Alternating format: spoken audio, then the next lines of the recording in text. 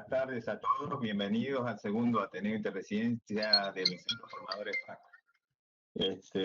Bueno, es un gusto y un honor para acá tener tantos prestigiosos colegas.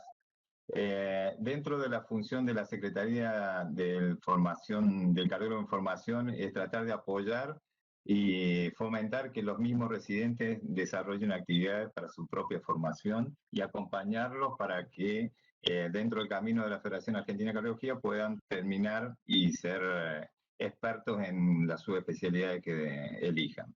En este caso, vamos a presentar dos casos, lo organiza la región centro, ahora voy a presentar vamos a presentar más tarde los cardiólogos que hacen la presentación, los residentes.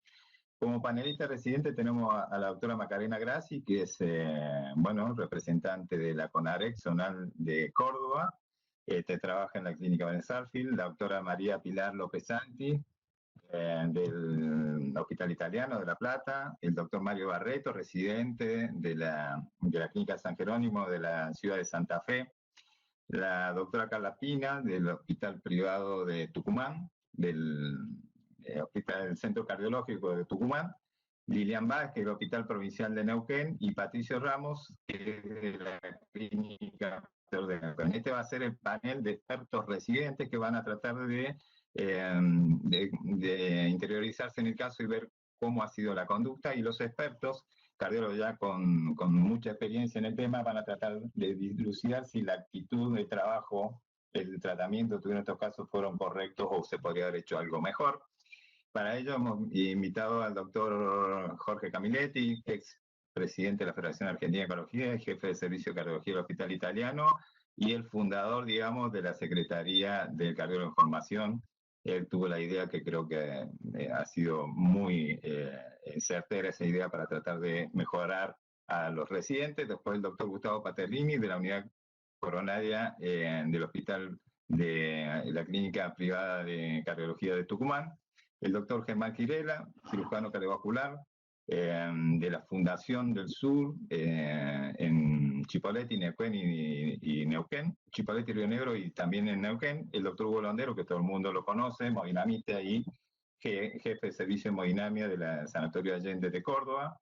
Y el doctor Bruno Estrada, que es cardiólogo clínico, instructor docente de la Clínica San Jerónimo de la ciudad de Santa Fe. Estando todo presentado, así que Marquito, te paso para que vos presentes el primer caso. Bueno, buenas noches a todos, bienvenido. Vamos a presentar el primer caso, que está a cargo de la doctora Mercedes Anabel Robillo. Ella es residente del Hospital Córdoba, y los docentes a cargo son el doctor Luis Guzmán, también un expresidente de FAC, y la doctora Graciela Escaro. La idea es que ella presente el caso hasta antes de la resolución, y que, como dijo Gustavo, tanto el panel de residentes como el panel de expertos opinen o hagan preguntas, y nosotros estamos para escuchar las preguntas de los asistentes vía chat para tratar de responderlas. También queremos agradecer a la mesa directiva por esta oportunidad de mantener los Ateneos Interresidencia, y también al laboratorio Bernabó, la línea cardiovascular, que nos hace el soporte para este segundo Ateneo Interresidencia. Mercedes, sin más preámbulos, te damos la palabra.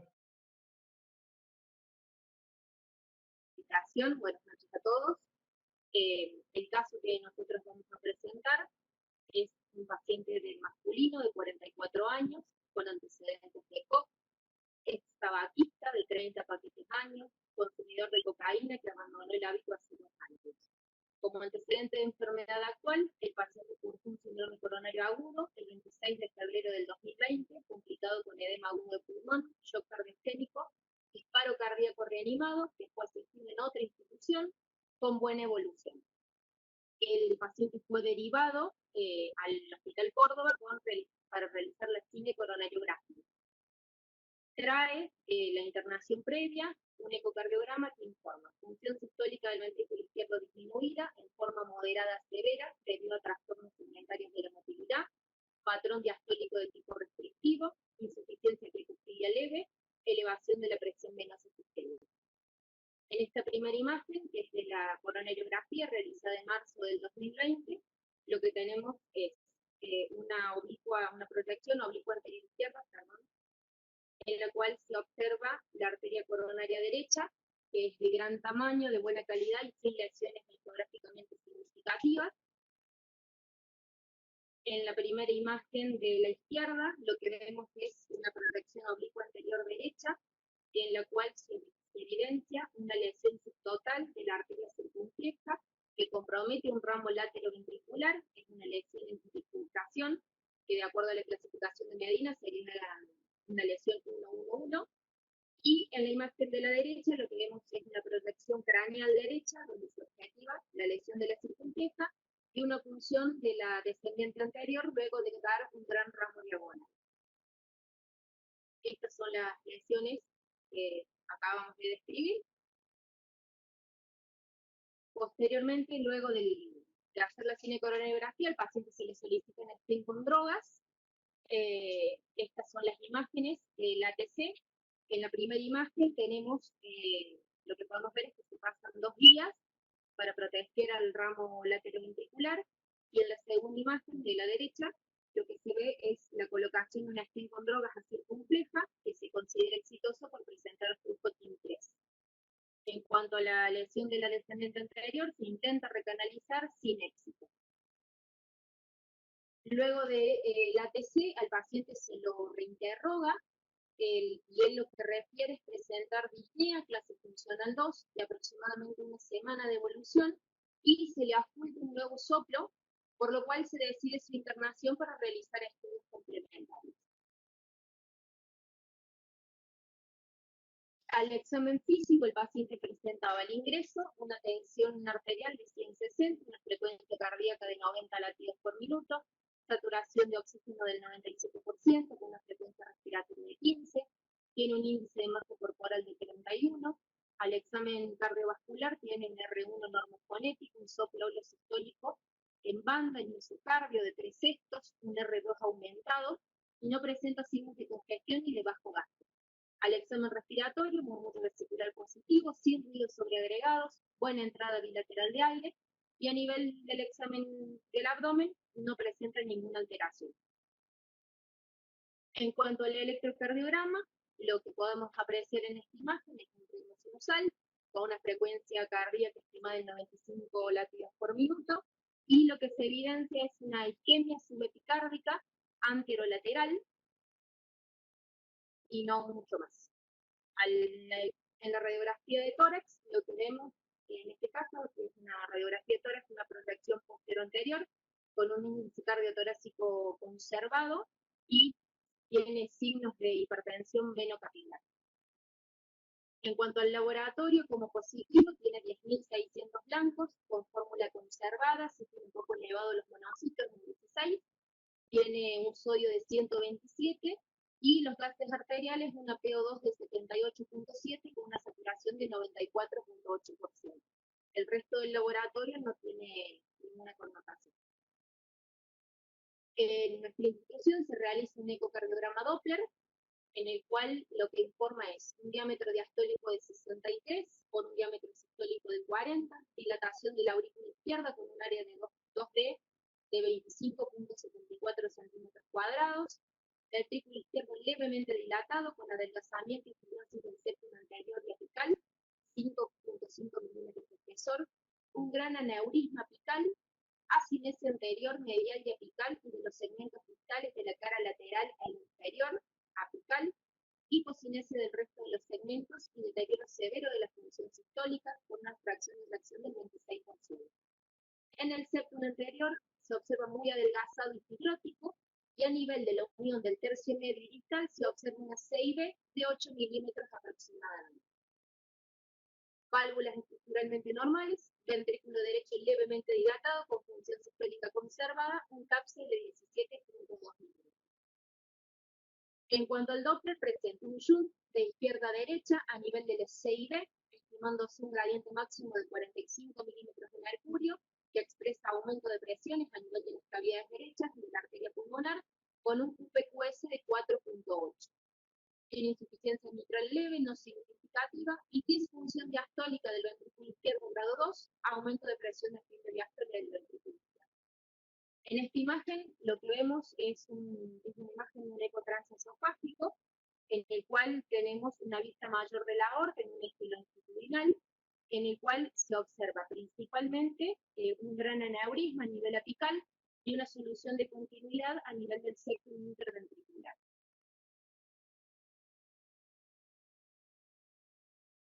Esto es lo que hablábamos recién. Y en cuanto a luego de hacer el ecocardiograma, se le solicita una resonancia al paciente, la cual informa dilatación vía auricular, aneurisma del ventrículo izquierdo, una seire septal, deterioro moderado a severo de la función ventricular izquierda, perfusión de primer pasaje, tiene el efecto de la perfusión fijo, subendocárdico, anterior, anteroseptal, inferoseptal e inferior medio apical, apical transmural, con pasaje de contraste a través de la seire, y en el realce tardío con gadolinio, fibrosis subendocárdica, septal extensa, 50% del espesor de los últimos cortes basal anterior, y septal e inferior medial apical del 75 al 100% del espesor transmural, apical e inferoapical. Estas son las imágenes de la resonancia. En la imagen de la izquierda lo que tenemos es un eje largo, un eje largo de 3 cámaras, en el cual podemos objetivar la aurícula izquierda, el ventrículo izquierdo, la aorta, el ventrículo derecho y la solución de continuidad a nivel del septum. Y en la imagen de la derecha, un eje corto, 2 cámaras, donde también se observa la lesión de continuidad a nivel del septum. Acá, bueno, un poquito más grande lo que acabamos de mencionar. En el eje largo 3 cámaras se mide, que la serie tiene aproximadamente 8.3 milímetros, y en el eje corto 2 cámaras 9.7 milímetros. Y en esta imagen tengo un realce tardío con gadolinio, lo que se ve es una gran fibrosis del septum a nivel basal, medial y apical. Una gran escala. ¿Qué hacemos con todo esto? Bueno, no sé si los panelistas residentes quieren hacer alguna pregunta al panel de expertos, y si no, le damos paso al panel de expertos para opinar qué harían a este punto. Ahí, Marquito, me gustaría que los residentes hagan una pregunta. Tengo muchos datos en caso, la verdad que muchos datos juntos, pero bueno, vamos a ver qué quieren preguntar los residentes. Yo tengo una pregunta para Mercedes. Hola, Mercedes. Hola, ¿cómo estás? Complicado el caso. El síndrome coronario agudo que tiene el paciente, que fue en otra institución, ¿fue un síndrome coronario agudo con elevación del ST, un infarto? Sí, fue un infarto con ST, que Sin se ST. complicó, digamos, tuvo todas las complicaciones preescritas. Pero no tengo lamentablemente no tenemos el eje de esa internación. Ok. Y evolucionó muy mal a pesar de haber sido un infarto sin ST. Sí, el paciente evolucionó con edema agudo pulmonar, shock cardiogénico y de hecho hizo un paro cardíaco. Claro. A pesar de eso, veía que el primer eco tenía la FEI conservada. Sí, en el primer eco, digamos, es un eco que se hizo en la otra institución.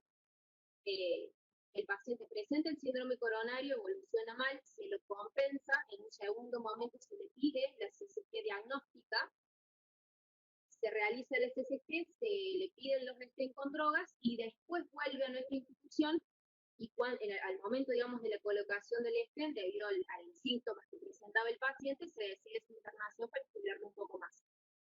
¿Y cuánto tiempo desde el infarto hasta la coro tuvo? Y el infarto fue el 26 de febrero y la coronariografía fue el 13 de marzo. Está bien. No sé si la doctora López Santi quiere hacer alguna pregunta, a ver si está de acuerdo cómo se la pasa ahora al paciente o alguna cuestión que le haya quedado.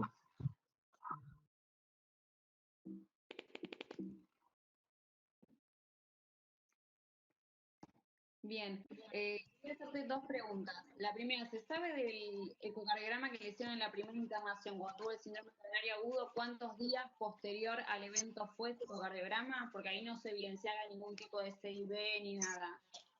No, no tengo dato de la fecha. Bien, y después la segunda pregunta. Cuando yo estaba con ustedes, ¿cómo evolucionamos dinámicamente el paciente? ¿Requirió algún tipo de soporte o asistencia? No, el paciente ingresa para la colocación del stent de manera programada. El paciente estaba compensado, pero sí refería esta disnea clase funcional 2 en una semana de evolución aproximadamente. Ya el examen físico presentaba este soplo que, como no estaba evidenciado en lo que el paciente traía previamente, se decide su internación para estudiarlo. El paciente estaba estable. Bien, perfecto. O sea, el paciente en realidad se internó en la institución de ustedes más o menos 20 días después de haber tenido el evento. Alrededor fue claro. Porque bien sabemos que esta complicación suele presentarse más frecuentemente por ahí en la primera semana, pero la sintomatología de él arrancó bastante más tardíamente, digamos. Claro, exactamente. El paciente tiene el evento agudo el 26 de febrero, se realiza recién la coronariografía el 13 de marzo, se le pide la colocación, se le piden los estudios con drogas y el paciente ingresa el 3 de abril para la realización de la angioplastia. Había pasado un poco más de un mes.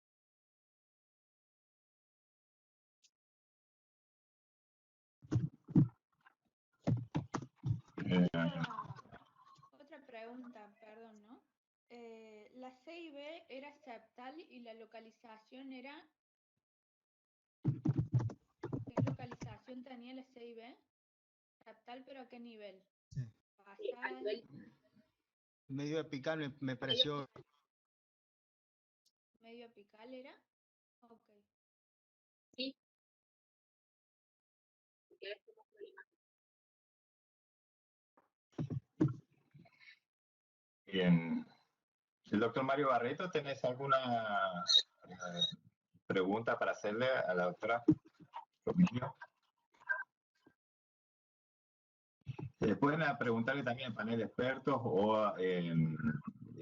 hacer algún comentario en cuanto al tratamiento y la evolución. Suele pasar eso de traslado de una institución a otra de mayor complejidad, que los datos se pierden o el tratamiento no es el que uno hubiera hecho de entrada. Pero bueno, doctor Barreto. Hola. Hola, ¿me escuchan? Sí. Sí, perfecto. Muy bien, bueno, felicitaciones por el caso, muy interesante.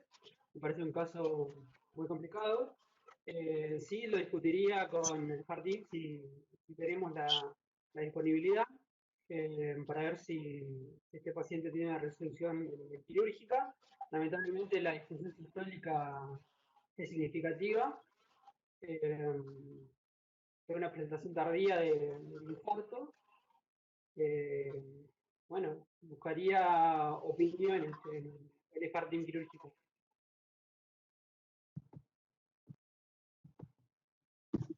Bien.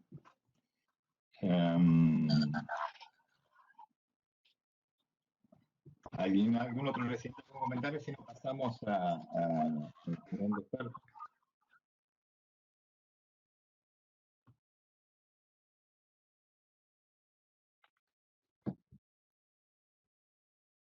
Yo creo principalmente en este caso, si bien ya estaba revascularizado y se ve que tenía áreas de fibrosis muy extensas y la función sistólica estaba deteriorada, me gustaría saber si bien lo importante en la CIB, además del tamaño, la localización, es ver, digamos, qué tipo de tratamiento se le puede ofrecer mediante cirugía o mediante el tratamiento endovascular, la posibilidad de esas dos terapéuticas y cuál sería la resolución más adecuada en este paciente, si sería inmediata al diagnóstico, cuánto podríamos esperar. Muy bien, esas preguntas nos van a responder los expertos. ¿Los residentes de Neuquén tienen alguna pregunta para hacernos a la doctora Ovilio o al panel de expertos? Patricio Ramos o la doctora Báez. escucha bien, mi nombre es Lilian, muy interesante el caso y bueno, la verdad que mi pregunta iba más que nada enfocada en esto, en el tiempo en el que el paciente tiene el evento, esta complicación hemodinámica, digamos, la evolución y el tiempo en el que, cómo deteriora la FEI en tan poco tiempo, porque tiene un eco con una FEI conservada y, digamos, ¿cuáles fueron las causas, digamos, por las que se demoró la intervención o que el paciente se vuelva a internar y se siga, digamos? Yo no conozco muy bien cómo es, digamos, cómo se hace el seguimiento de los pacientes y demás, pero si por ahí pienso, ¿no?, en el tiempo que estamos viviendo con la pandemia, si puede ser esa una de las causas que haya demorado el tiempo, digamos, entre que el paciente tiene el evento y la angioplastia y el seguimiento, digamos, y el ese eco que demuestra una FEI deteriorada y la CIB. No sé si se entendió la pregunta. Sí, perfecto. Interesantísima esa pregunta. Creo que, no sé si la doctora Pina está conectada. Si no, don Patricio López, pasamos el panel experto, porque como es un caso muy sencillo para los expertos, creo que lo van a resolver, van a contestar todas las preguntas. Hola, yo quería hacer una consulta entonces. La CIB es una complicación del infarto principalmente aguda, o aparece en las primeras 24 horas o en el segundo o tercer día de un infarto. Es interesante saber si había tenido un evento antes, por la cantidad de días desde que tuvo el infarto hasta que se presenta con el paciente con el soplo y con esta presentación clínica. Está clarísimo. Primero al doctor Jorge Camiletti, que nos haga un poco una apreciación del caso. Está clarísimo que este caso es difícil, venga por donde venga, tome quien servicio que lo tome, es un caso tremendamente difícil, pero bueno, quería ver la opinión de cada experto, a ver qué te parece, doctor Camiletti, el hospital italiano con tanta experiencia, ¿cómo encararía este caso? Para cerrarlo, para tener claro frente a qué estamos. Estamos frente a un paciente joven, fumador, con algunos factores de riesgo, un evento coronario agudo, supra-ST, que se retrasa el tratamiento endovascular, es decir, la angioplastia, se resuelve una lesión suboclusiva en la circunfleja y no puede resolverse la descendente anterior. Y después, como comentaron varios de los residentes, raro, pero pasaron no los días clásicos de una CIB, el paciente se presenta sintomático por disnea.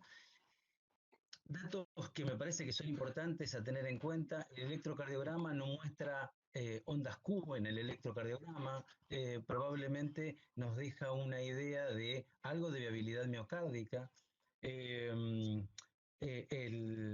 No tiene un gran deterioro, tiene un deterioro importante de la función sistólica del ventrículo izquierdo en el ecocardiograma, pero en realidad no tiene un ventrículo izquierdo extremadamente dilatado.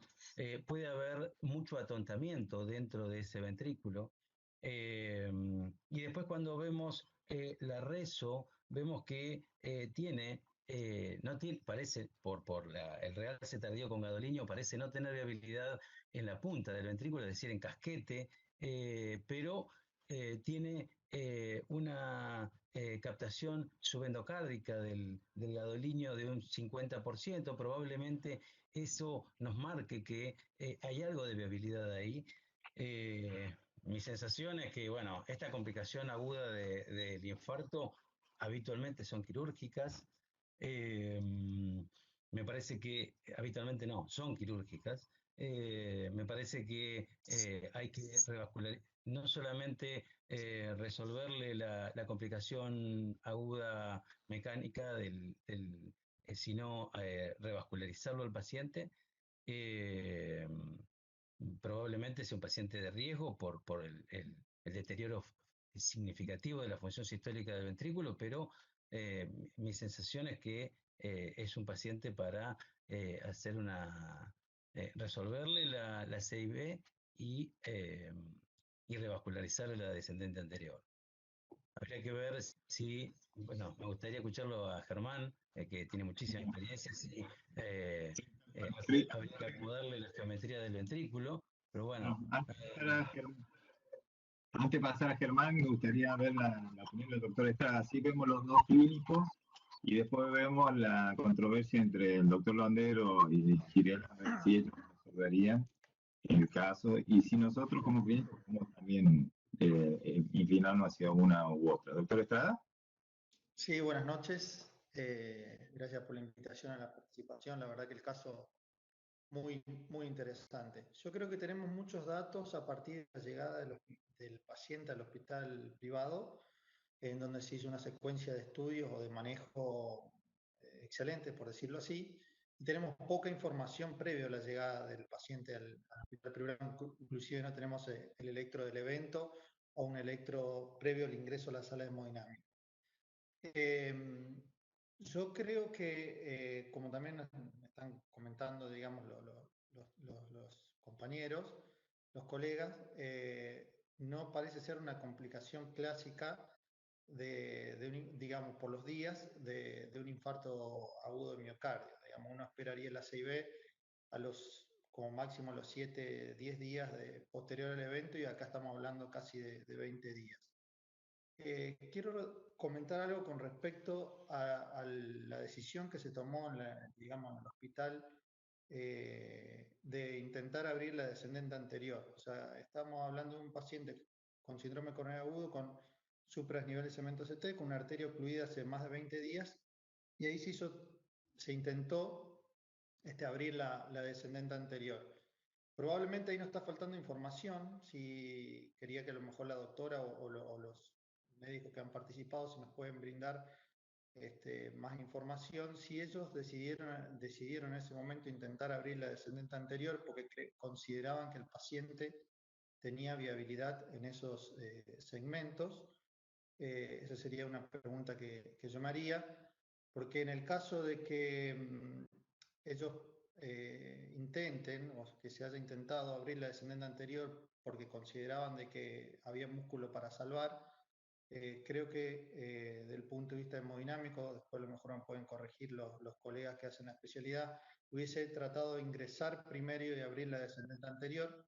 Si no podía abrir la descendente anterior, como ocurrió en este caso, pasarlo al paciente a cirugía y hacerle bypass a la descendente anterior y a ese ramo la circunfleja. Eso sería como una cuestión de, digamos, hablar como el manejo del paciente desde la llegada al hospital.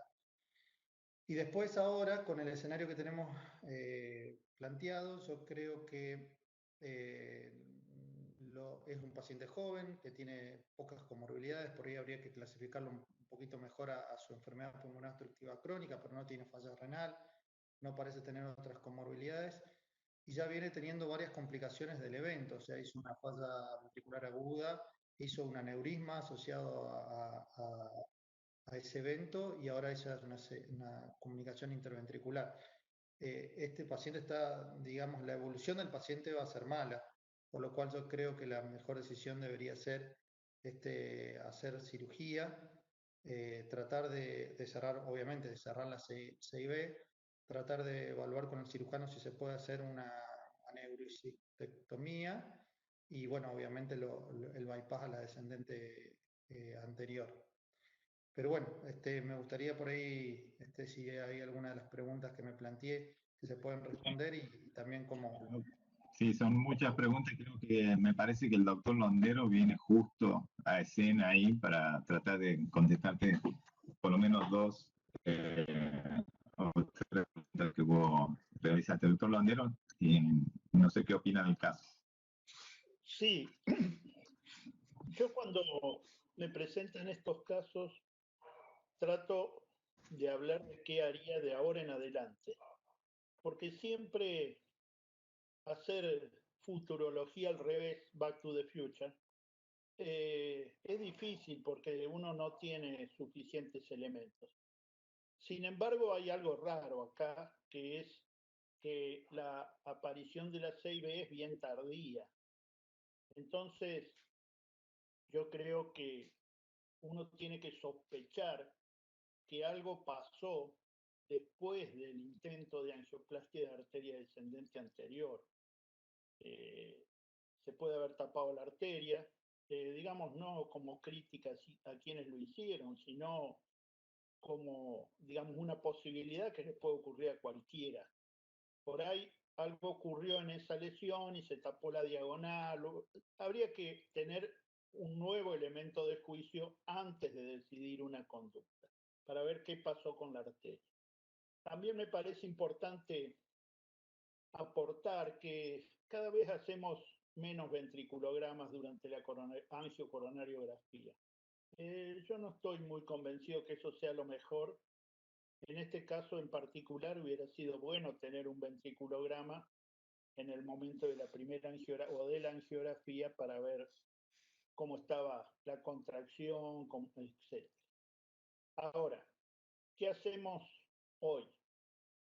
Tenemos un paciente joven con un aneurisma, con una comunicación interventricular en insuficiencia cardíaca severa. Yo creo que a este paciente hay que intervenirlo. Tal vez ustedes estén esperando que yo diga que le podríamos cerrar la 6B con un dispositivo de cierre. No, los dedicados para ese tipo me parece que no son adecuados. Se podría cerrar con un dispositivo de cierre de 6A. Y tal vez estén esperando que yo diga que se le podría intentar nuevamente recanalizar la descendente anterior. Esperemos que la circunfleja esté bien. Pero no voy a decir eso. Eso no sería una última opción. Yo creo que la mejor opción en este paciente sin duda es la cirugía. Y la cirugía, en general, lo ideal es hacerla con cierta distancia desde el evento de formación de la CIB para poder tener un área buena para poner el parche. Si uno se apresura demasiado, a pesar de que existen técnicas para evitarlo, es más probable que la CIB no se cierre adecuadamente. Entonces, lo primero que yo haría es considerar si este paciente puede esperar para ser intervenido. Si puede esperar, si clínicamente es manejable, esperaría y, si es posible, por lo menos unas 4 o 5 semanas más. Si no se puede esperar, hay que operarlo. La cirugía, yo no creo que sea posible revascularizar la DA ni necesario.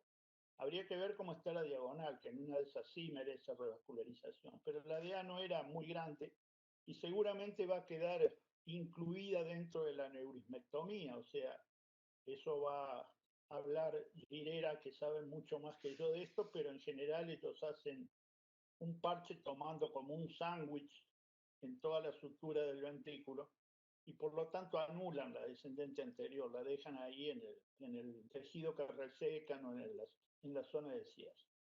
En síntesis, yo creo que este paciente es un paciente quirúrgico, que hay que hacerle una aneurismectomía, de acuerdo a lo que dice de viabilidad la resonancia, que es probablemente el mejor método. Queda la duda de por qué el electro no tiene fibrosis, pero bueno, eso me lo tienen que contestar ustedes, que son más expertos que yo. Y bueno, también la coronariografía nos va a permitir ver cómo está la circunfleja, a ver si realmente hay que dejarla como quedó o hay que también revascularizarla. Eso por ahí es difícil de resolver. Más o menos esa sería... Excelente, excelente, doctor Blandero. Así que, bueno, lo llamaba el doctor Germán Girela a ver si nos resuelve el caso, que es muy sencillo, para quirúrgicamente, ¿o no? Germán. Bueno, acá tenemos un problema con este muchachito, 44 años, un paciente joven. Yo creo que retrospectivamente coincido lo que dice el doctor Blandero, hacer futurología pasada no tiene mucho sentido porque no vamos a aportar para esto, para el caso. Pero creo que una persona que tiene un infarto y lo reaniman, difícilmente tiene un corazón normal. Le hace un eco y tiene un corazón normal. El corazón le ha quedado atontado. Es complejo poder decir que después de haber tenido un evento agudo con reanimación cardiopulmonar, tengo un corazón normal. Yo no veo muchos infartos que después de salir un evento como esto, uno le haga un eco y sea un eco normal. Es difícil. De hecho, cuando lo recibieron en la institución que se lo trató, ya la función ventricular era mala, tenía 26% de fracción de eyección, ya estaba mal el ventrículo. Hoy hizo un infarto y remodeló mal de movida, eso es una posibilidad, pero creo que siempre estuvo mal. Pero bueno, eso me queda aparte. Con respecto a lo que viene con este muchacho, 44 años, hay que tratarlo, dejarlo así, está condenado, hay que hacerle algo. Y sí, creo que la cirugía es lo único que lo puede ayudar en algo, en parte. Y una de las cosas que decía Hugo Londero es cierto, los tiempos. No es lo mismo operar una CIB en agudo, operarla a los 15 días, operar después de los 20 días, porque la cicatrización del tejido anexo a la CIB es diferente. Y cuando uno sutura y cose todo esto, es como manteca, se desgrana todo el tejido y se pueden después, en el postoperatorio, cuando empieza a latir el corazón y llenarse, a desprenderse algunas líneas de sutura y eso es bastante desagradable. Cuando pasamos los 21 días con tratamiento médico, el paciente lo tolera, es prácticamente la selección natural. Teóricamente, no muchos pacientes pueden llegar a solucionarse después de los 21 días de tener una CIB, porque se empiezan a descompensar, empiezan a tener hipertensión del lado derecho, a tolerarlo mal, empiezan una serie digamos, de cadena de problemas que después lo que hacen es aumentar la mortalidad quirúrgica. Entonces, si el paciente está medianamente bien, yo creo que hay que prepararlo y operarlo.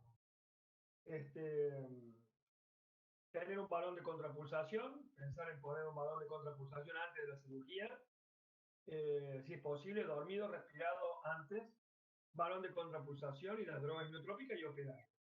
La técnica quirúrgica es básicamente aneurometectomía, entrar por la zona del infarto, clásicamente se entra por la zona del infarto, se expone la CIB, se resecan los tejidos necrosados que están alrededor de la CIB y se cose un parche. Una de las, digamos, de las premisas que uno tiene con este tipo de cirugía es no poner nada de tensión, porque cuando uno hace la cirugía, el corazón está vacío y está parado, cuando después se empieza a latir y tener volumen, si uno pone parches o quiere cerrar directamente, como fuere, eso después se empieza a hacer fuerza y se empieza a romper todo. Es una cirugía de una mortalidad interesante. Cuando uno lee todos los trabajos de afuera, yo creo que acá son absolutamente no reproducibles los resultados que tenemos nosotros, porque vivimos una realidad completamente diferente. Así que tenemos que pensar también que con este paciente, o con cualquier paciente con una CIB postinfarto, es un paciente que ya está complicado, que está mal y que se va a morir si no le hacemos nada. En la cirugía no es inocua, tiene una mortalidad importante, tiene más de un 10% de mortalidad tranquilamente.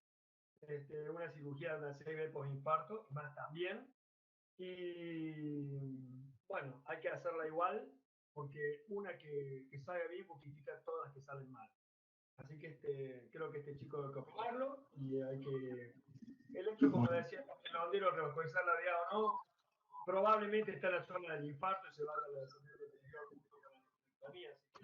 Además tiene mucho infarto, tiene neurisma en la punta, está desgasado, no creo que tenga mucha viabilidad el tejido de la ascendente. Tal cual. Bueno, doctora Robilio, a ver, ya nos ha dejado, los expertos nos han dejado intrigados, a ver qué consultas tomaron ahí, a ver.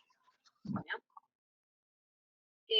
Lo que se hizo, se discutió el caso en Ateneo a través de la plataforma Zoom, ajustándonos a esta nueva realidad COVID, en un Ateneo clínico quirúrgico, en el cual lo que se determinó, lo que se evitó fue el cierre percutáneo de la CIB, por ser un procedimiento ya tardío, después de las 2 semanas, por considerarlo el paciente de alto riesgo quirúrgico, fundamentalmente por el deterioro de la fracción de tracción, por ser un paciente POC, y dado a que estaba hemodinámicamente estable y que el defecto era menor a 15 milímetros, se consideró que lo más óptimo era intentar hacer un cierre percutáneo. Estas son las imágenes. Lo que se utilizó fue un dispositivo de cierre de CIA, en este caso particular. Y en el ecocardiograma de control tenemos un ecocardiograma transesofágico con una vista mayor de la aorta en un eje longitudinal, en el cual se ve el dispositivo ya colocado. El paciente presentó buena evolución y se fue a las 48 horas de alta, a las 48 horas luego de la colocación del dispositivo. Bueno, vamos a volver a interesantísimo, Rodrigo. Vamos a volver al panel de residentes a ver si ellos hubieran tomado esa conducta o qué le preguntaría al panel de expertos, si están de acuerdo, más allá de que al caso le ha ido bien, pero si tomaríamos siempre una conducta, ¿qué duda le ha quedado? Así que no sé si quiero empezar por la doctora Grassi o la doctora López Santi, si quieren tomar la posta. Yo creo que por la localización era factible, pero creo que la duda que más me plantea es qué posibilidades de complicaciones tienen estos dispositivos en la colocación, digamos. Esa sería mi pregunta principalmente. ¿Qué complicaciones podemos llegar a tener y si andan bien con esta resolución? Y por otro lado, si no se estudiaba de nuevo la anatomía coronaria, por esta sospecha probable de que no sabemos cómo quedó después de la revascularización.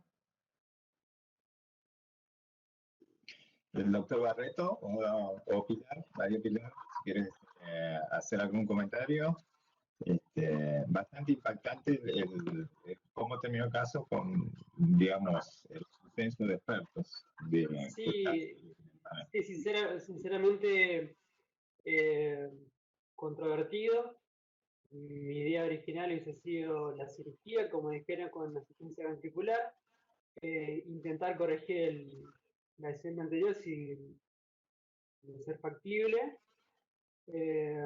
Quedo un poco impactado por la resolución final del paciente, más teniendo en cuenta que la CIB era medio apical. Bueno, me interesaría saber cómo fue la evolución. El paciente estaba en un cuadro de insuficiencia cardíaca severa, con alta mortalidad, y bueno, básicamente creo que el riesgo quirúrgico fue lo que llevó para atrás la decisión, pero bueno, controvertido. ¿Los neuquinos quieren aportar algo?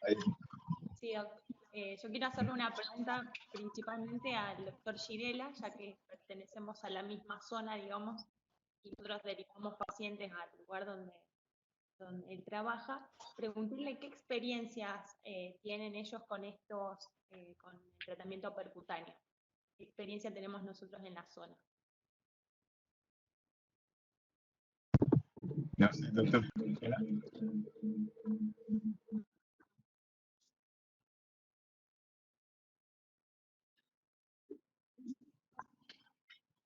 Germán, ¿estás ahí?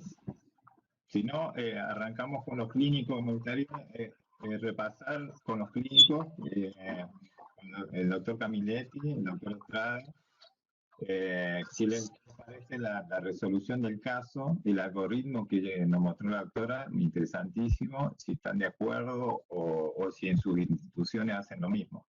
Quisiera hacer una pregunta, si se puede. ¿Ah, sí? Dale, perdón. La verdad que el caso fue muy interesante y muy buena la presentación, así que felicitar a la residente por eso.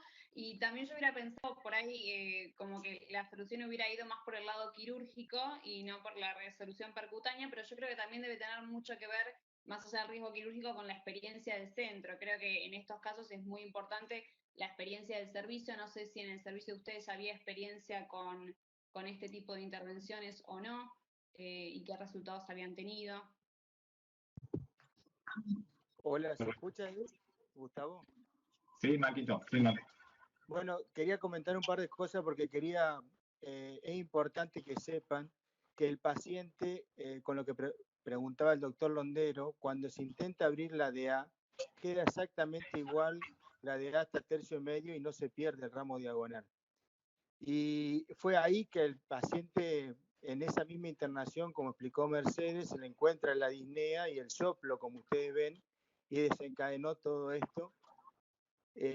Y si ustedes ven también el paciente de alto riesgo quirúrgico, y aparte tiene una serie de comorbilidades que no están descritas ni en el Euroscore ni en el ST-Score, que uno generalmente lo toma como parámetro para las cirugías, para la mortalidad intrahospitalaria.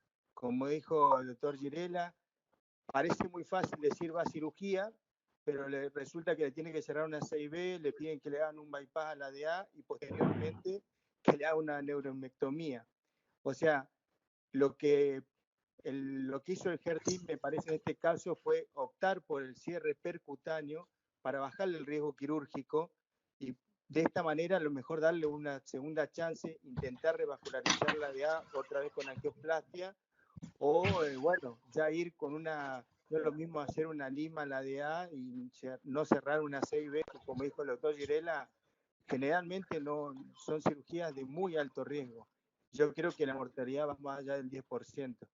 Sí.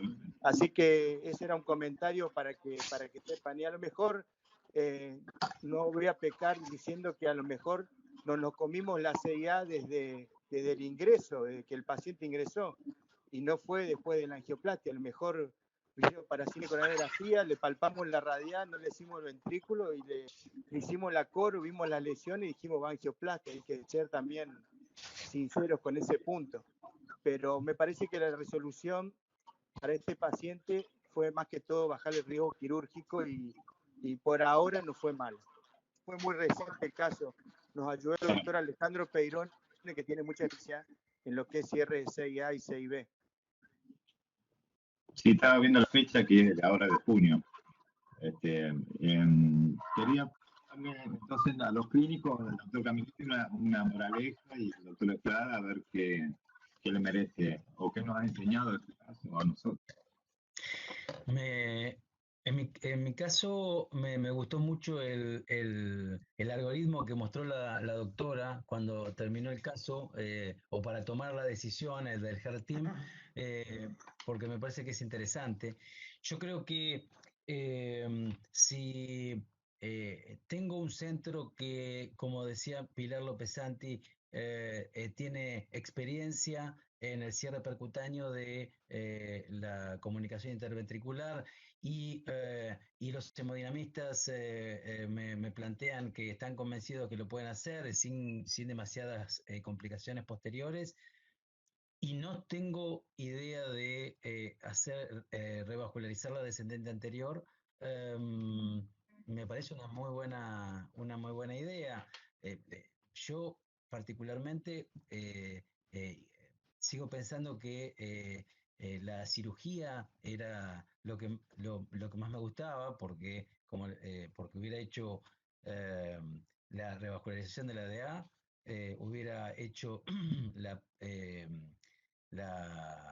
el parche de la CIA, de la CIB y la aneurimectomía, pero bueno, si yo no pensaba hacer eso, revascularizar la DA y la aneurimectomía, me parece que la resolución percutánea me parece que es algo interesante, ¿no? Sobre todo en el riesgo que tiene el paciente. Está bien. Doctor Estrada. Bueno, sí, coincido también con Jorge, con el comentario que está haciendo. Yo creo que hay que valorar el hecho de que el HER-TIM se haya inclinado a la realización del tratamiento percutáneo. Cuando el HER-TIM cree de que la resolución quirúrgica, por la experiencia del centro, por el riesgo quirúrgico que hay local, digamos, sería un tratamiento no recomendado desde el punto de vista quirúrgico, Bueno, y la opción que ellos encuentran es la percutánea, creo que bueno, que el accionar fue correcto. La verdad que ir en contra del HER-Team, uno como estando en la ciudad de Santa Fe, o Jorge en La Plata, o el resto en otro domicilio, es difícil, porque justamente para eso está el HER-Team, para, digamos, saber cuáles van a ser sus complicaciones, cuál van a ser su tasa de muerte quirúrgica, y bueno, así que bueno, valoro la decisión. Yo también coincido con Jorge, digamos, si uno tiene los títulos, o más o menos por lo que estuvimos charlando, creo que iría para el tratamiento quirúrgico, como gran parte de los colegas también lo mencionaron. Pero bueno, pongo el énfasis de que el HER-Team local es el que tiene que tomar la decisión definitiva, y bueno, valoro el tratamiento que realizaron. Doctor Londero, ¿qué opina de esta resolución del caso? Bueno, primero los felicito a los miembros del equipo porque no es fácil lo que hicieron, no es fácil de hacer. En segundo lugar, tengo que decir que el éxito no se discute, la opinión del HER-Team tampoco, pero tal vez tendríamos que revisar un poquito qué es éxito en estos casos. Y el éxito no se debe medir a las 48 horas ni a los días del procedimiento. Fíjense que cuando empezamos a poner stent con drogas, la FDA exigía trials a 12 meses. Después resulta que apareció las complicaciones tardías, la restenosis tardía, y exige trials a 5 años. Quiere decir que cuando uno valora un procedimiento, valora un dispositivo, no puede guiarse por los resultados inmediatos. Tenemos que esperar a ver qué pasa. Nadie tiene la verdad hasta que la realidad, como dijo el general, no hay otra verdad que la realidad, nos dice qué pasó. Entonces, una cosa que tal vez se pueda agregar es que tal vez habría que haberle hecho un eco Doppler, porque un eco como el que mostraron muestra que el dispositivo está ahí, pero no muestra cómo funciona el dispositivo, si realmente ocluye o no. Yo le hubiera hecho una coronariografía antes de intervenirlo para saber cómo estaban las arterias. Confío, por supuesto, en lo que dice Marcos, que en el momento que ellos terminaron, la diagonal estaba permeable, pero ha pasado como un mes, ¿no? De esa coronariografía, pueden haber pasado muchas cosas después. Yo creo que se tomó una. Y por último, si bien la cirugía es una cirugía de alto riesgo, eso lo comparto, yo creo que nadie sabe cuál es el riesgo del implante de un dispositivo de cierre, porque la mayoría no tenemos nada más que anécdotas para contar de eso. No hay alguien acá en la Argentina que tenga, qué sé yo, 40, 50 casos, que sería lo que nos permite decir tiene tal mortalidad. Nada más. Bueno, gracias, doctor Londero. Germán, ¿quieres hacer algún comentario con respecto a la resolución? La verdad que me estoy sorprendido por la resolución, porque no esperaba que se hubiese resuelto de esta manera. Si vuelvo a rever el caso, vuelvo a insistir sobre la situación, sobre la indicación quirúrgica. Yo no lo hubiera operado el paciente. También es verdad que hay que ver la experiencia del centro, la decisión del HER-Team, por qué toman una decisión y otra. Bueno, y está bien, si en la balanza se ponía riesgo-beneficio, más riesgo que beneficio, eso lo hubiera inclinado para el lado del tratamiento endovascular. El tratamiento endovascular, por otro lado, está bien, fue exitoso. La verdad que es fantástico que esto se pueda resolver, pero el aneurisma lo va a seguir teniendo, el ventrículo sigue remodelando mal.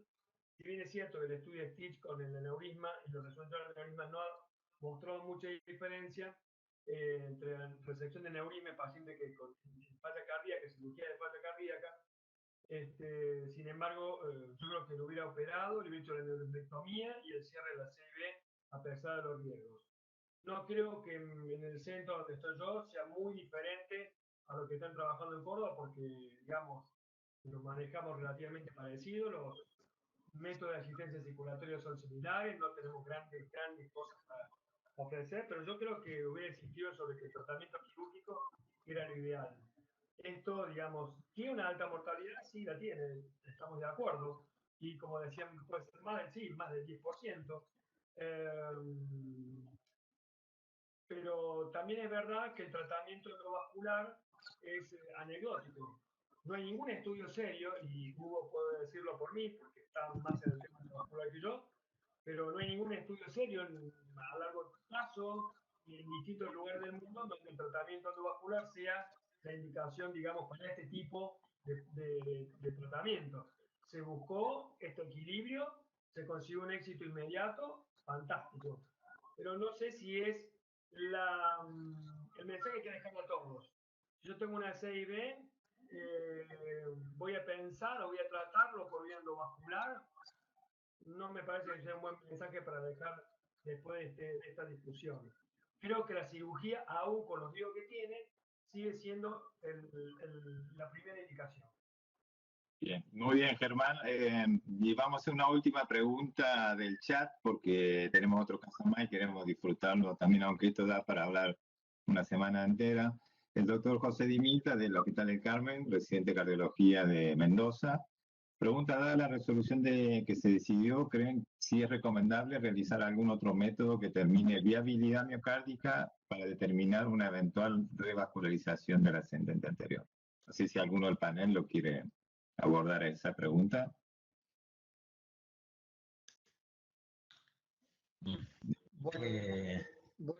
Perdón, Jorge. No, dale, habla. Adelante. No, disculpame. Yo fue lo que planteé, digamos, un poquito cuando me tocó, digamos, charlar, el paciente llega a la sala de hemodinamia y se intenta abrir el ascendente anterior, digamos, y fracasan. La descendente anterior llevaba 20 días de función, más o menos por los tiempos que comentan. Yo creo que uno debe plantearse abrir la descendente anterior, en ese caso, si está seguro de que ese músculo puede recuperarse. Para eso podríamos utilizar cualquier método como para saber si ese músculo está parcialmente o tiene viabilidad. Está tontado o está hibernado. Ese me parece que sería el escenario antes de la toma de la decisión de abrir la descendente anterior. En el escenario posterior, en el cual ya no se pudo abrir la descendente anterior, se hace la resonancia, digamos, por el motivo que ustedes ya saben, que fue la aparición de la comunicación interventricular. Y yo en la resonancia, si bien veo que tiene muchas áreas de fibrosis, gran parte incluso de la descripción del informe es de que la fibrosis es subendocárdica, con menos del 50% de compromiso del septum y de la pared apicoseptal e inferoapical, así. Creo que hay solamente un segmento que es el inferoapical que tiene el infarto extramural. Si me baso en la resonancia, con los datos que puso la doctora, si me baso en el electrocardiograma que no tiene Q en el electrocardiograma, yo diría que ese paciente tiene viabilidad y voy a tratar de hacer algo en ese territorio. Después, bueno, veremos cómo lo hacemos. Así que, bueno, básicamente eso es lo que quería hacer de comentario. ¿Jorge? La misma línea que Bruno, la idea, me parece que la resonancia le encuentra realce tardío con gadolinio de un 50% en un territorio en lo más basal de la cara anterior y una clara necrosis a nivel apical con un realce tardío que involucra casi el 90% del músculo miocárdico. Eso es claramente necrosis, el 90 o más por ciento del músculo miocárdico. Pero el 50%, cuando involucra en la reso el 50%, en realidad es justo el gris de la resonancia, ¿no? Pero está dando una pauta de que existe viabilidad de ese segmento. Es decir, si yo intentaría ver si voy a ir a abrir la descendente anterior, bueno, o me baso en esa resonancia que me habla de que tengo algo de viabilidad en la DA, en el territorio de la DA, y la abro, o podría ir, si quiero afinar más, podría ir a un PET para ver si realmente termina siendo viable. Igualmente, me parece que la DEA se trató de revascularizar y no se pudo, así que me parece que ya está. Pero bueno, si quiero plantearme algo más, tengo la posibilidad de ir a evaluar viabilidad a partir de otro método como es el PET, ¿no? Con FDG. Sí. Gustavo, ¿puedo hacer un comentario final para cerrar? Porque Sí, es muy Marco. interesante. Por Todo tuyo. suerte las CIB cada vez se ven menos porque las revascularizaciones son rápidas. Esto es un caso tardío, el paciente llegó muy tardío. Por eso no se ve tanto y no hay tanta experiencia, ni para los cirujanos ni para los hemodinamistas. Es una realidad.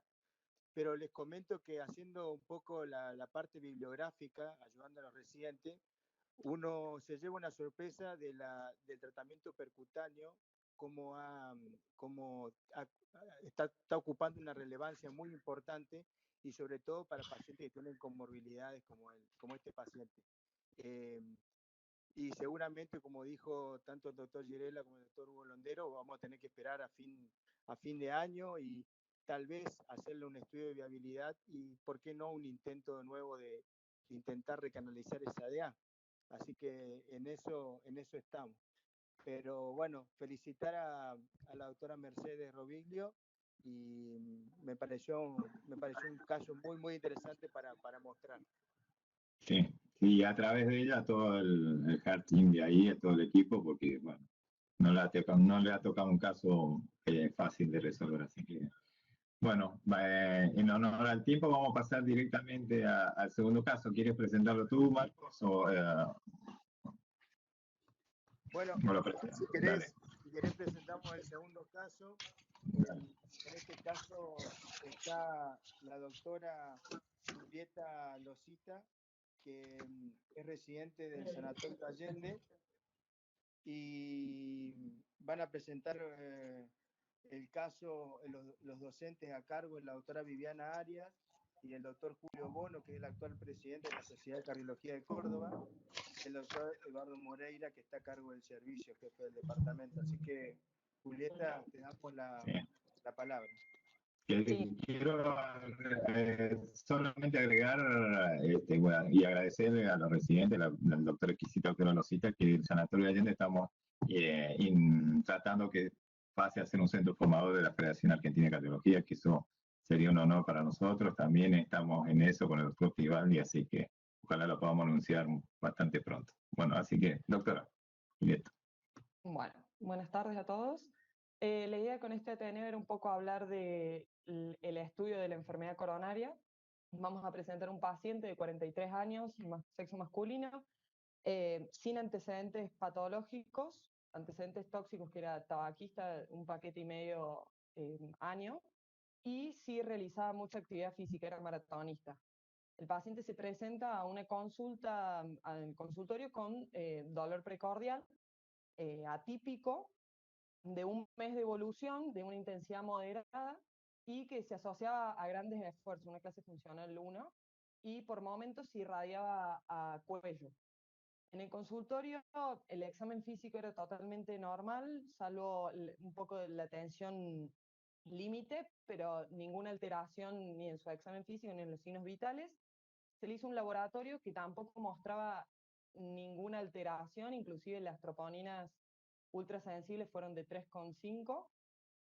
Así que, bueno, la idea era plantear un poco qué harían con este paciente en un consultorio. Si alguien quiere opinar, tenía un electrocardiograma sin ninguna alteración aguda en ese momento, ni ningún tipo de alteración.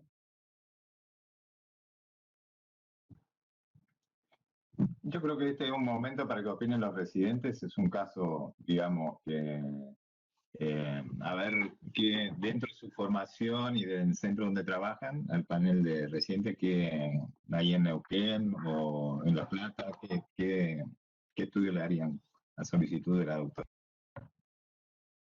¿Qué tal? Buenas tardes, Julieta.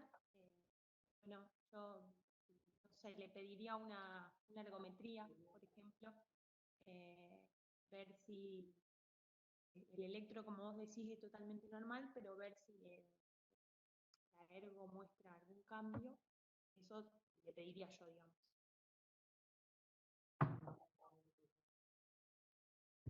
¿Algún otro? Sí, acá desde Neuquén, sí, yo también compartiría la opinión de mi compañera, pediría una ergometría, considerando que el paciente es deportista.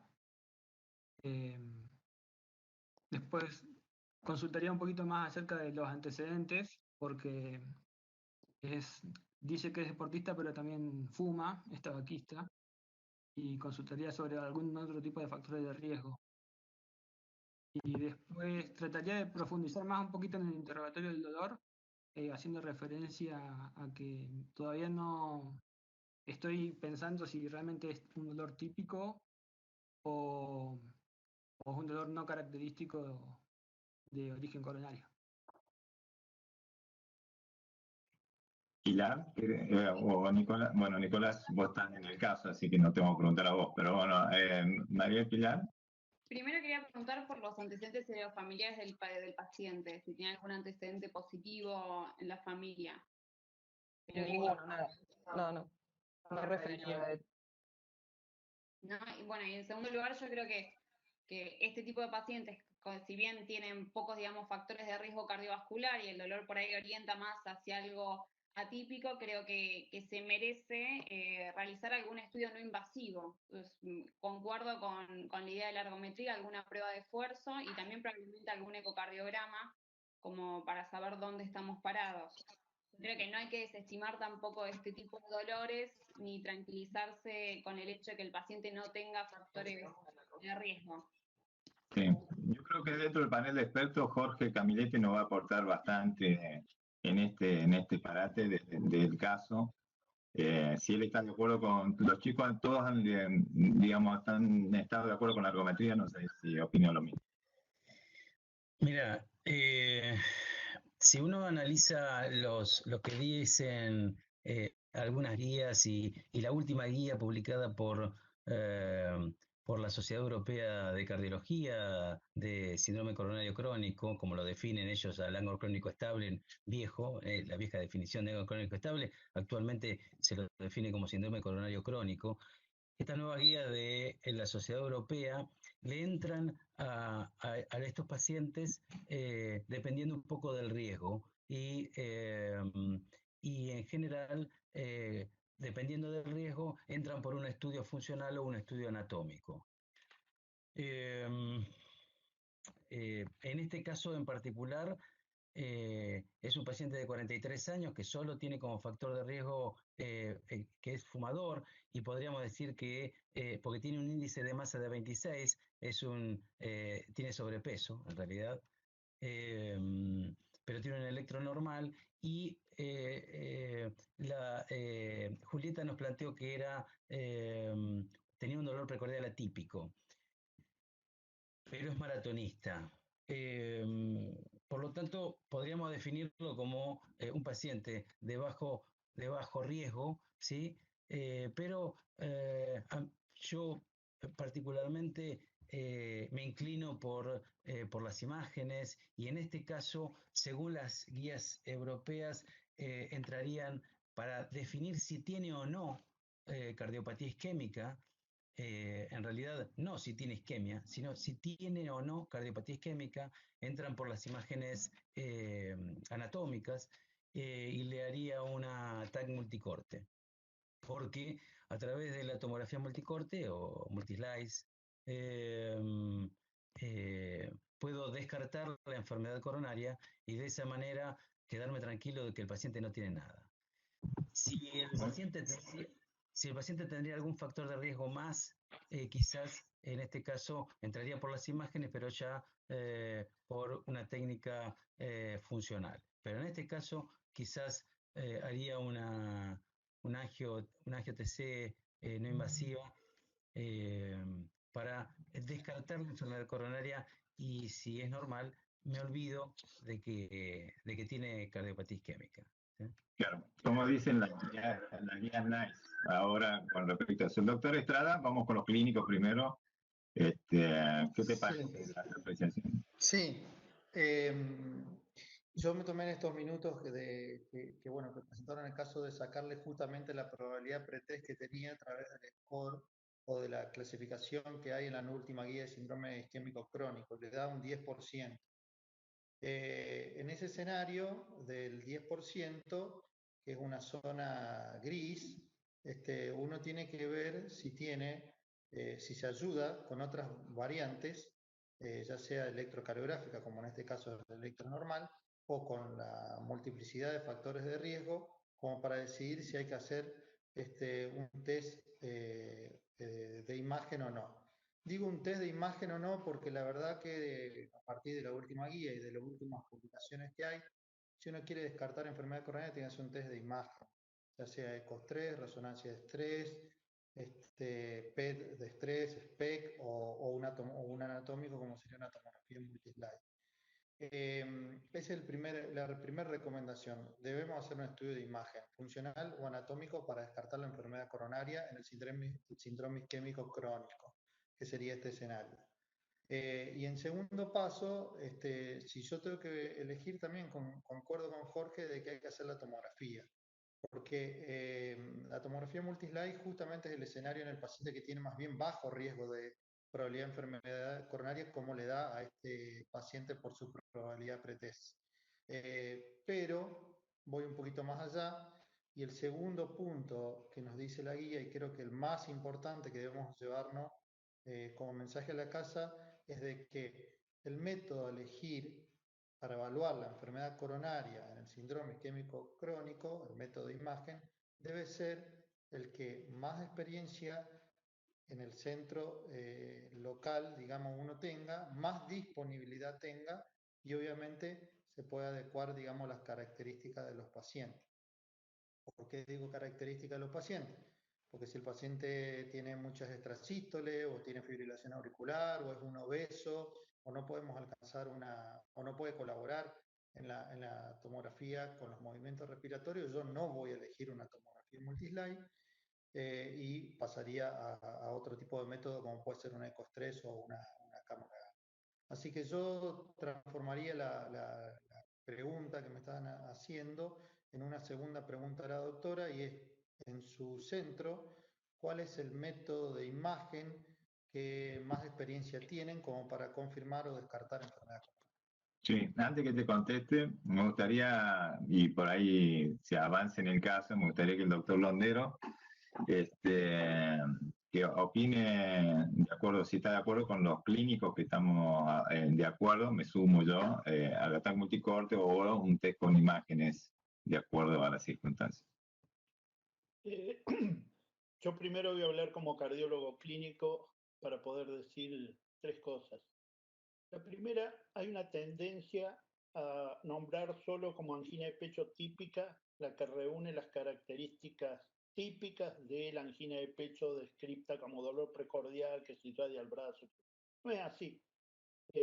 Cualquier dolor por arriba de la cintura que se produce con el esfuerzo y desaparece con el reposo es angina de pecho hasta que se demuestre lo contrario. O sea que yo creo que este hombre tiene angina de pecho.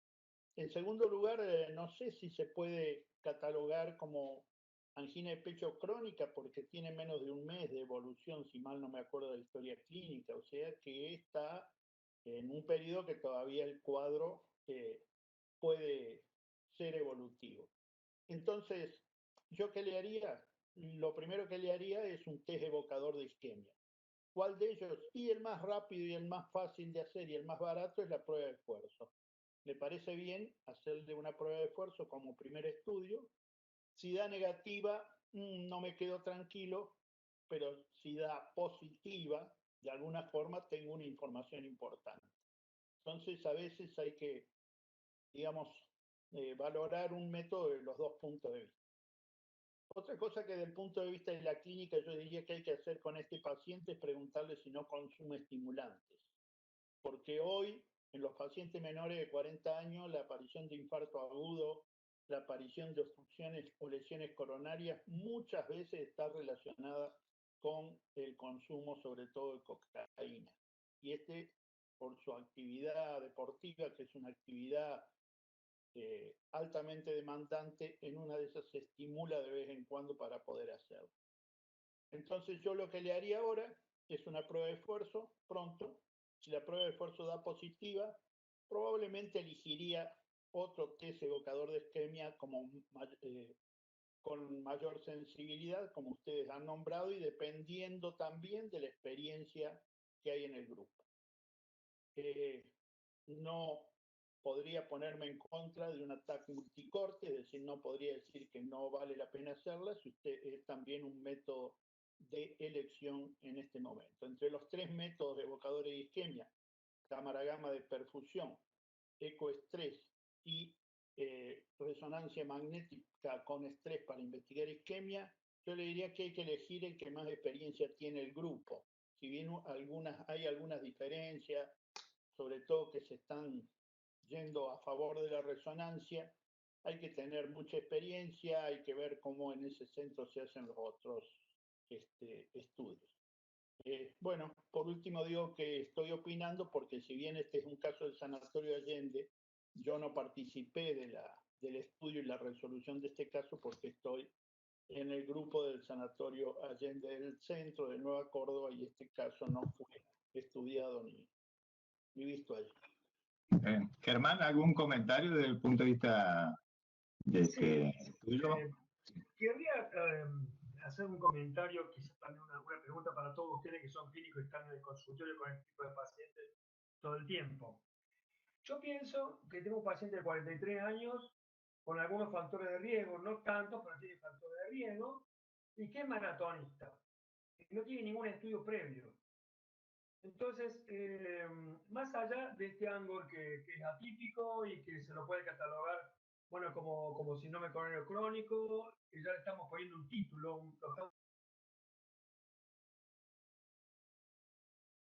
Uy, qué lástima. Y a un paciente, ¿me escuchan? Sí, a un paciente de 43 años que no tiene ningún estudio previo cardiológico y es maratonista y fuma 15 cigarrillos por día, ¿por dónde empezaría a estudiarlo, no? Eso se me ocurre pensar como primera medida. Y después le sumo lo coronario, ¿no? Después le sumo lo coronario, que no es poca cosa. Pero en líneas generales, en esta situación con este paciente, pienso. Gracias, Germán. No sé si Nicolás, seguís vos, querés seguir presentando. Sí, le respondo al doctor que nos preguntó. En nuestro centro tenemos experiencia en cámara gamma, en corotac y en resonancia, en las tres ramas, digamos. Hay bastante. En cámara gamma un poquito más, pero la verdad que ahora se están haciendo de los tres métodos bastante por igual. Bueno, sigo con la resolución. Se decidió hacer una corotac. Ahí el informe tiene un score de calcio de 11. El paciente estaba con una frecuencia cardíaca de 55 latidos por minuto. Esa es la coronaria derecha, donde no se observan lesiones. Esta también es otra reconstrucción de la coronaria derecha. En esta vista tampoco se observan lesiones. Esta es la coronaria izquierda, el tronco de la coronaria izquierda y la circunfleja, también libre de lesiones. Y se ve el comienzo de la edad donde no se observan tampoco ninguna lesión. Esta es la reconstrucción para verla de la otra vista, completamente normal. Y sí, cuando pasamos a la descendente anterior, vemos una lesión mixta que compromete severamente la luz del vaso, de componente sobre todo lipídica. Y en esta construcción, esta vista también se observa que era completamente la obstrucción. Se ve que se rellena después por colaterales, pero esta es una reconstrucción 3D que nos permite hacer el tomógrafo, donde también ahí se ve el stop y cómo se llena por vía retrógrada la arteria. Bueno, se decidió internación para resolución de la lesión, porque como dijo el doctor Londero, lo consideramos como angina inestable al paciente. Este es el electro de ingreso, donde está completamente normal, como el previo, sinusal, frecuencia cardíaca de 65 latidos por minuto. Estos son los ecocardios que se le hicieron en el ingreso. Perdón. Sí. Disculpe.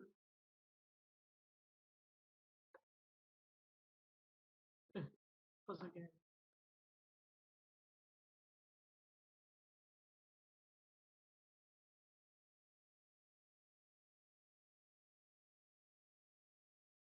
bueno, en el primero tenemos un paraesternal eje largo donde se ve las cavidades de lesiones normales sin trastorno de cementario de la motilidad. En el segundo, un eje corto paraesternal también.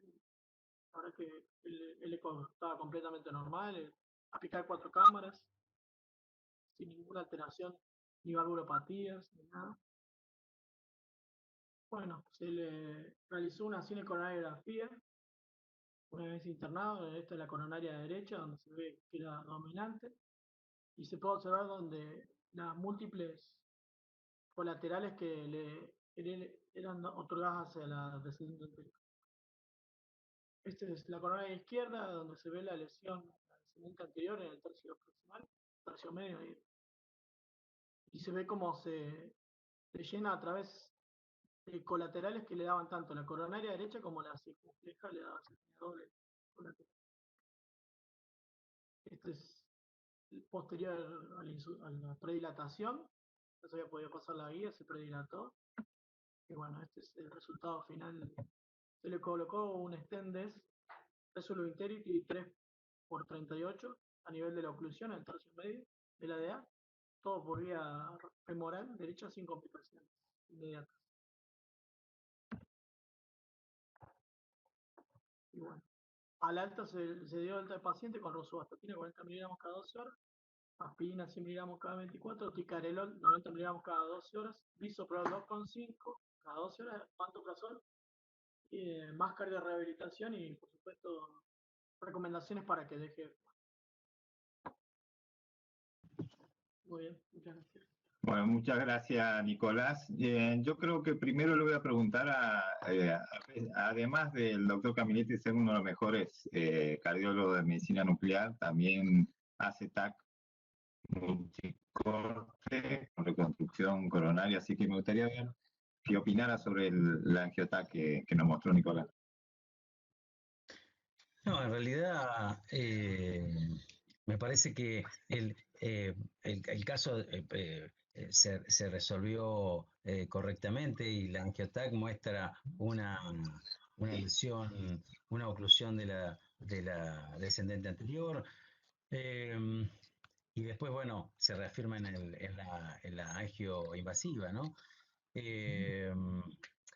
Uno, para ponerse para entrar en una línea de discusión, podría definir si en realidad asume como que esto es una angina inestable o es un evento coronario agudo, o si esto no es agudo, lo traemos de hace un tiempo.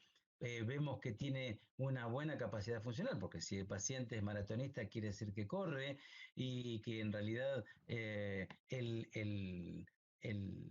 síntoma no es limitante y uno podría plantearse, ¿no sería lógico ir y hacerle una cámara gamma y tratar de evaluar monto isquémico y definir a partir de ahí si revascularizar al paciente? O, según el isquemia, tratamiento médico pleno, porque estaba virgen de tratamiento, y reevaluarlo en un tiempo. es decir, lo dejo como para que lo discutamos, pero en realidad a mí me parece, yo vengo de la imagen, hago, recién hablábamos de la experiencia, nosotros hacemos 350 cámaras gamma por mes, así que me gusta ver la isquemia para poder revascularizar a un paciente. Pero bueno, acá estaba clarito, me parece que el angiotac mostraba la lesión, tenía poco calcio, me parece que podía haber mucho de lesión compleja ahí, así que no digo nada si lo revascularizan, pero estas conductas podrían haber estado dentro del manejo del paciente también, ¿eh? Sí, ahora al doctor Estrada le podríamos decir, mira, acá con este paciente hicimos el estudio isquemia, es decir, estaba con un dolor, muchos de los pacientes del estudio isquemia estaban con dolor incluso las 48 horas antes de ingresar al estudio, se le hizo un ataque multicorte, se captó el tronco y la diá proximal, y digamos que entre diá proximal y tercio medio. Entonces podría haber entrado al estudio de isquemia, aunque no tenemos le hacemos si tiene isquemia moderada, severa. ¿Qué te parece a vos? Sí, sí, sí, sí. Digamos, desde el punto de vista de la secuencia, este paciente podría haber sido ingresado al estudio de isquemia. La verdad que nos falta la ergometría, el ecoestrés digamos, la medicina nuclear, como para poder justamente hacer una evaluación completa y de que esté dentro de los parámetros de la isquemia. Yo creo que este paciente, no sé si hubiese tenido tanta isquemia, el método que podamos elegir, había circulación colateral, el paciente indudablemente tiene una buena capacidad funcional, así que es probable que a lo mejor no sé si hemos alcanzado una isquemia moderada severa como para que sea incluido dentro de la isquemia y a partir de ahí decir, bueno, lo dejo con tratamiento médico debido a los resultados que nos dio justamente el estudio de isquemia. Yo creo que el caso es redondo. Se empezó por el método que yo hubiese elegido y bueno, ahí tienen experiencia en el centro. Y la resolución, yo también estoy de acuerdo con que tenía que abrirse esa descendente anterior, sobre todo por la condición del paciente, un paciente que probablemente siga queriendo hacer maratones, un paciente muy joven, y bueno, le pusieron con droga, así que creo que el caso cierra bien, estoy de acuerdo con la conducta y bueno, por ahí para homologarlo a la isquemia y empezar a charlar un poquito de la isquemia deberíamos tener justamente el método funcional que no obtuvimos y bueno, por ahí es difícil hacer un pronóstico sin el método.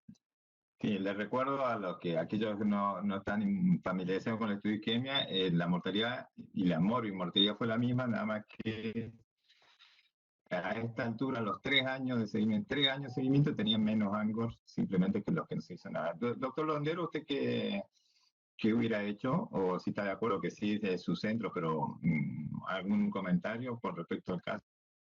Sí, no, yo les decía que si bien es el Sanatorio Allende, yo no participé en este caso, así que opino sin limitaciones. En primer lugar, yo quiero decir que una cosa son los resultados del estudio de isquemia, que si uno no se los acuerda, va, lo busca y en un ratito lo sabe. Pero lo que es imposible saber o muy difícil saber y adivinar es cuál va a ser la evolución de este enfermo. Yo creo que más allá de lo que nos dicen las guías y los estudios, tenemos que aplicar nuestra experiencia y el resultado de los estudios en cada paciente en particular. Y este es un paciente joven con una obstrucción total de la arteria descendente anterior en el segmento medio y que tiene angina de pecho, porque lo que tenía era angina de pecho. Yo creo que para decidir una conducta con todas las, digamos, con el mayor apoyo, yo le hubiera pedido un estudio de evocación de isquemia, cualquiera de los 3 que ya mencionamos. En general, yo les pido a estos pacientes cámara gamma porque confío mucho en los resultados y me parece que es más fácil y más rápido y más barato hoy, llamativamente. Y voy a volver sobre el tema de el consumo de cocaína. Este enfermo tenía una obstrucción de tejido blando, como bien lo describió el doctor Exquisito, pero no, ¿qué diferencias hay? A lo mejor ustedes nos pueden ilustrar, pero yo creo que ninguna, o muy difíciles de distinguir entre un trombo y lípidos en la angioTAC. Este muchacho muy probablemente puede haber tenido también una trombosis por espasmo por drogas alfamiméticas. Así que eso no lo debemos descartar y es una de las cosas que tenemos que estudiar ahora. Y bueno, yo le hubiera hecho lo que se hizo, a pesar de... Sí, parecía haber una placa ahí calcificada, ¿no? Me parece... No sé si es calcio o no. Había un punto nada más blanco, ¿no? Un puntito, sí, sí. Germán, vos le hubiera hecho una puente de DA sin bomba antes que ponerle un stent con liberación de droga y decir que esto ya es más definitivo, ¿o estaba de acuerdo con esto? No, estoy totalmente de acuerdo con la conducta, no hay ninguna evidencia de cirugía en un vaso, en un score tan bajo, vaya a ser mejor que un stent a la DA. No, coincido con lo que se hizo, ni lo pensé siquiera en hacer una mamaria la DA sin bomba, nomás que lo hacemos todos los días, los resultados son excelentes, pero no lo hubiera planteado como primera opción. No. Está bien. Bueno, yo creo que ya tratando de ir cerrando, me gustaría una conclusión de los residentes, panelistas residentes, a ver qué conclusión le deja el caso y si tienen alguna apreciación personal desde el punto de vista de su trabajo y el centro donde están. No sé si empezamos con Macarena. ¿Hola? Sí, Mario. Sí, me dejaron un par de preguntas. Primero, ¿qué título le ponemos al paciente? ¿Es un síndrome crónico estable? ¿Es un síndrome, una angina estable? ¿Es una angina por infarto? ¿Tenemos una lesión aparentemente trombótica de la lesión anterior? ¿Los colaterales? Primero, ¿qué título le ponemos a este paciente? El cuadro cerró para la angioplastia, pero evidentemente me hubiese gustado ver la isquemia, especialmente si le ponemos un título de un síndrome crónico estable, ¿cómo lo resolveríamos? Si le poníamos el título de la angina por infarto, ciego voy a hacerle la angioplastia y la revascularización completa por el método que sea, por el método hemodinámico estuvo correcto. Y bueno, esa sería mi apreciación en este caso. Y bueno, por supuesto felicito a la gente que hizo la presentación. Y el sanatorio ya también. María Pilar, ¿quieres hacer algún comentario o pregunta, lo que desea? Sí, primero felicitaciones por la presentación y en segundo lugar un poco comparto con el doctor Camiletti. Yo hubiera pensado por ahí en pedir una prueba evocadora de isquemia, más que nada por el hecho de pensar, bueno, ¿qué estamos tratando? ¿Una lesión o isquemia? Estaría bueno primero ver si el paciente realmente tenía isquemia o no, y probablemente hubiese sido un paciente que por ahí con tratamiento médico sí se hubiese beneficiado mucho, sobre todo teniendo en cuenta eso que el paciente estaba virgen de tratamiento.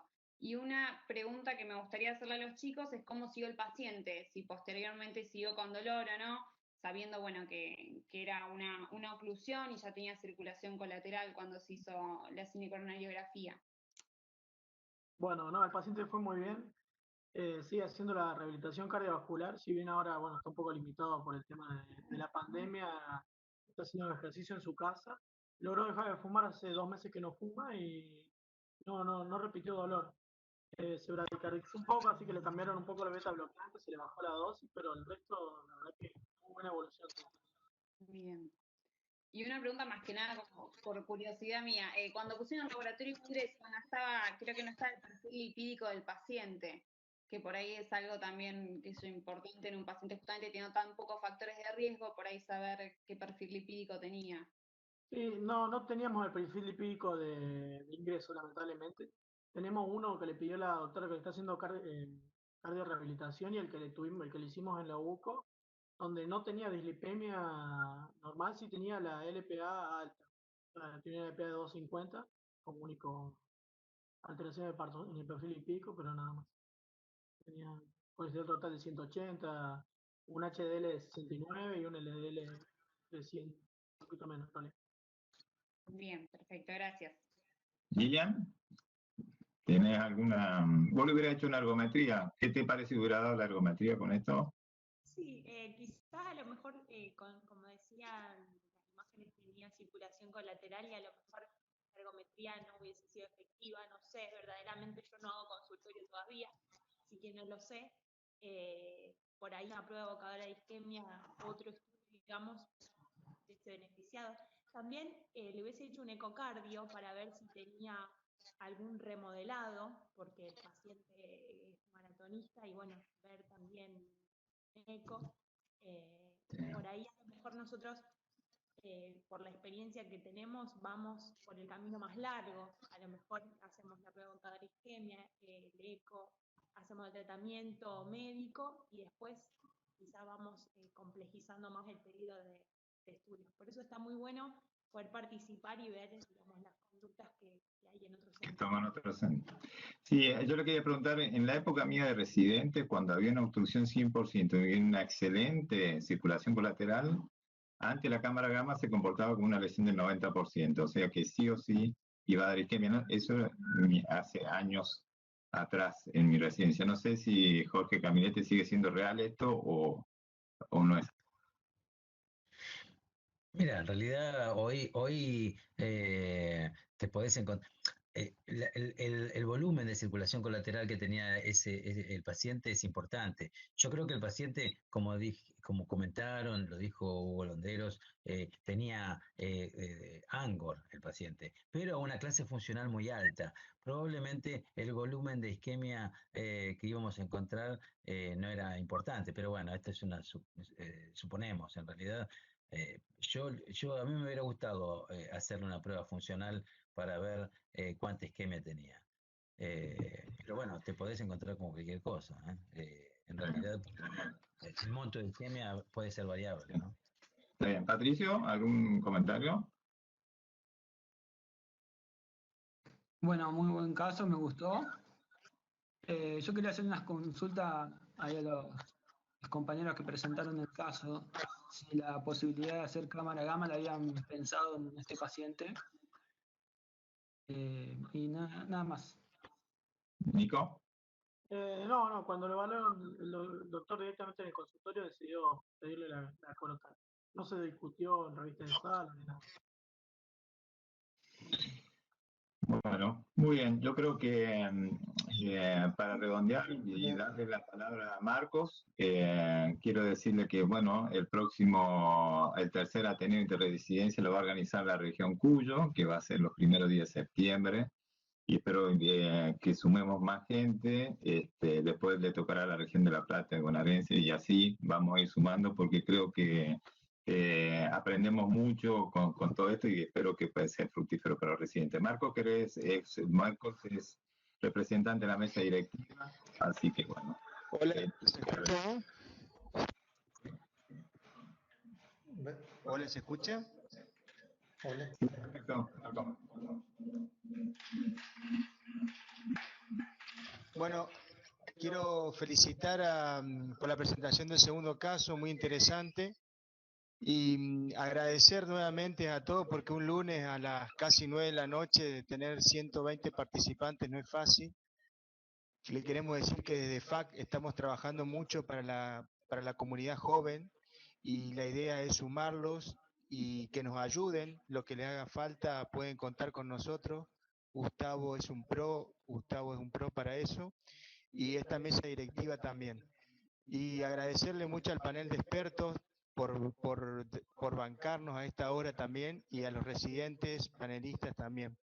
Y bueno, muchas gracias Gustavo también por la oportunidad para la gente del interior que como decís vos sigue aprendiendo con estos cursos y estos Ateneos de Interresidencia que son muy interesantes, así que los invitamos a participar en los próximos que vienen. Saludos, Jorge, Bruno, Germán y el doctor Londero. Muchísimas gracias.